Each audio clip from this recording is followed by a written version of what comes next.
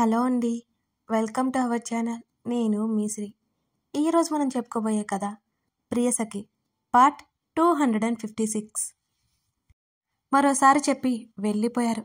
ధరణి వెనక్కి తిరిగి వస్తుండగా కాస్త దూరంలో కనిపించిన వినయ్ని చూసి ఆమె అడుగులు ఆగిపోయాయి.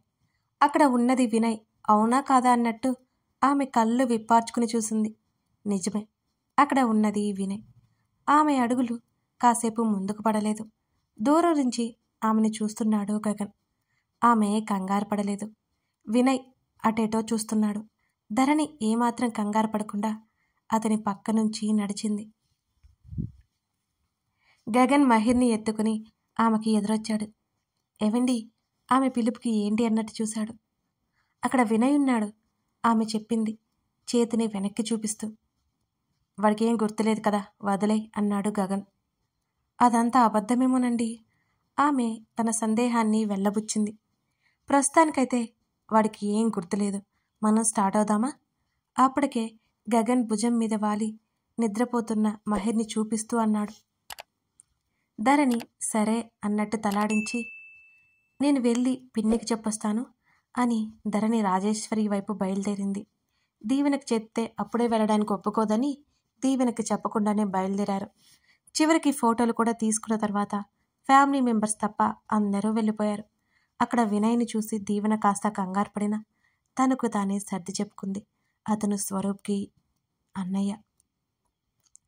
అందరూ స్వరూప్ ఇంటికి బయలుదేరారు. వినయ్ కూడా మౌనంగా వాళ్ళతో పాటు వచ్చాడు. చేతన్, వీక్షు కూడా దీవెనకి తోడుగా ఉన్నారు. వీక్షు అంటూ దీవెన పిలిచింది పక్కనే పడుకొని.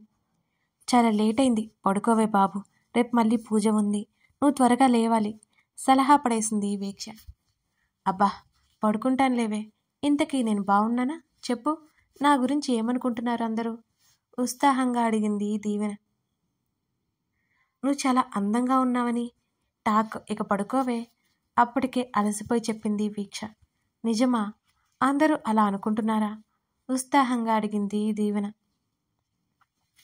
అవును, ఇంకా చెప్పాలంటే నాకంటే ధరణి కంటే నువ్వే అందంగా ఉన్నావట అని విసుక్కుని పడుకుంది వీక్ష. వీక్ష పడుకున్న తర్వాత స్వరూప్తో కాసేపు చాటింగ్ చేసి నిద్ర వస్తుంటే తను నిద్రపోయింది. మర్నాడు సాయంత్రం అందరూ స్వరూప్ ఇంట్లోనే ఉన్నారు. ఆంటీ, ఈ లగేజ్ ఏంటి అని దీవెన అయోమయంగా స్వరూప్ తల్లిని అడిగింది. అక్కడ దీవెన, స్వరూప్ తల్లిలు మాత్రమే ఉన్నారు. మేము ఇక్కడ ఉండట్లేదు దీవెన, నువ్వు స్వరూప్ జాగ్రత్త. ఆమె కొడుకు చేతిని పట్టుకుని కన్నీళ్లు పెట్టుకుంది. అదేంటంటే ఎందుకు ఉండడం లేదు? మీరు ఉంటే నాకేం ప్రాబ్లం లేదు, నేను అలా అనుకోను, మనమంతా కలిసి ఉంటే నాకు ఇష్టం అని దీవెన ఆదుర్దాగా అంది ఆవిడతో.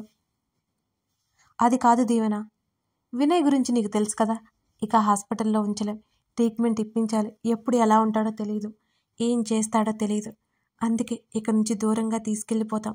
నువ్వు బెంగ పెట్టుకోవద్దు, మీ ఇద్దరు సంతోషంగా ఉండండి. ఆవిడ మాటలు అలా చెప్తుంటే ఆవిడ మాటల్లో సగం నిజం ఉంది. అందుకే దీవెన ఏం మాట్లాడలేకపోయింది. ఇద్దరికి బోల్డన్ని జాగ్రత్తలు చెప్పి వినయ్ని తీసుకొని వాళ్ళు వెళ్ళిపోయారు. ఇక్కడ నుంచి దూరంగా తీసుకెళ్ళిపోతేనే వినయ్కి కొత్త జీవితం ఏర్పడుతుందనేది వాళ్ళ ఆలోచన. అతనికి ఎప్పటికీ గతం గుర్తుకు రాకూడదు దీవెన చాలా చాలా కోరుకుంది. మీ అత్తగారు వాళ్ళు ఉన్న ఫలంగా వెళ్ళిపోయారేంటి? దీవెనకి జడ వేస్తూ అడిగింది రాజేశ్వరి. స్వరూప్ వాళ్ళ అన్నయ్యకి ఏదో జాబట, అతనికి హెల్త్ బాలేదు కదా, అందుకే వాళ్ళు కూడా వెళ్ళారు అని తల్లితో చెప్పింది. సరే, ఎప్పటి నుంచైనా బుద్ధిగా ఉండు అంటున్న రాజేశ్వరి మాటలకి కోపంగా చూసింది. అంటే నేను బుద్ధిగా ఉండట్లేదా? అలకగా అడిగింది దీవెన. లేవు అనే కదా చెప్తున్నాను. ఆ పిల్లాన్ని చూడపోతే ఆ మాయకుడిలా ఉన్నాడు, నీతో ఎలా వేగుతాడో ఏంటో అంటున్న రాజేశ్వరి వైపు కోపంగా చూసింది దీవెన. రాజేశ్వరి కష్టంగా నవ్వు ఆపుకుంటూ, చెప్తుంది అర్థమవుతుందా అని అడిగింది దీవెన్ని. మమ్మీ, నువ్వు నన్ను రాక్షసిని చేస్తున్నావు తెలుసా అని సీరియస్గా చూసింది దీవెన. నువ్వు రాక్షసే, కొత్తగా నేను చేసేదేంటి అని. రేపు ఉదయానికి అక్కడికి వచ్చేయండి అని దీవెన తల మీద ముద్దు పెట్టుకుంది రాజేశ్వరి. అంటూ నెమ్మదిగా పలికింది దీవెన. తల్లి ఏం చెప్తుందో అర్థమై బోల్డన్ని జాగ్రత్తలు చెప్పి అందరూ వెళ్ళిపోయారు స్వరూప్ ఇంటి నుంచి.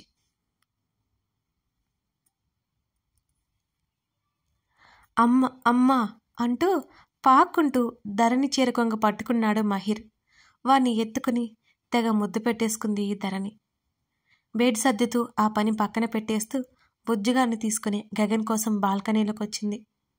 రైలింగ్కి చేతులు పెట్టి ఆకాశంలోకి చూస్తున్నాడు అతను. ధరణి నెమ్మదిగా బాబుని గగన్కి ఆనించి పట్టుకుంది. తండ్రి మెడ చుట్టూ చేతులు వేసి తండ్రి మీదకి దూకబోతుంటే గగన్ పట్టేసుకున్నాడు బాబుని ముందరకు తెచ్చుకోగా వాడు కిలాకిలా నవ్వేశాడు.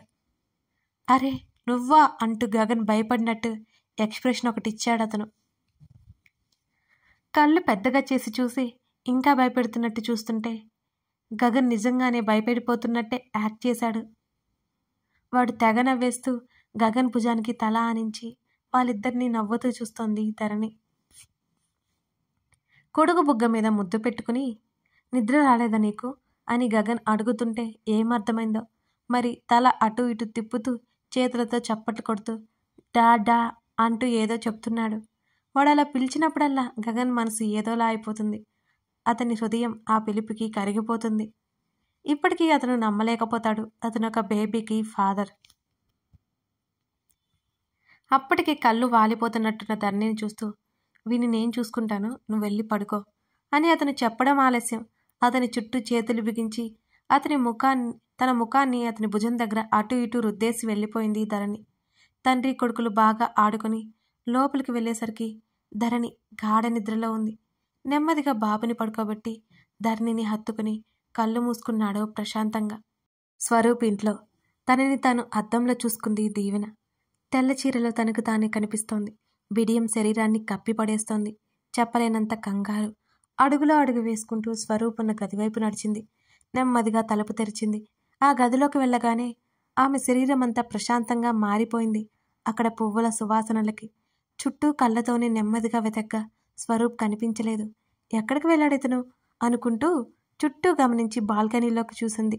అది కూడా మూసి ఉంది. ఆ మెత్తటి పువ్వుల పాన్పు మీద అతని కోసం ఎదురు చూస్తూ కూర్చుంది దీవెన. మరో 5 నిమిషాలు గడిచినా అతను రాలేకపోవడంతో అసలేమైపోయాడు అనుకుంటూ అతనికి కాల్ ట్రై చేసింది. ఆ ఫోన్ గదిలోనే మోగింది.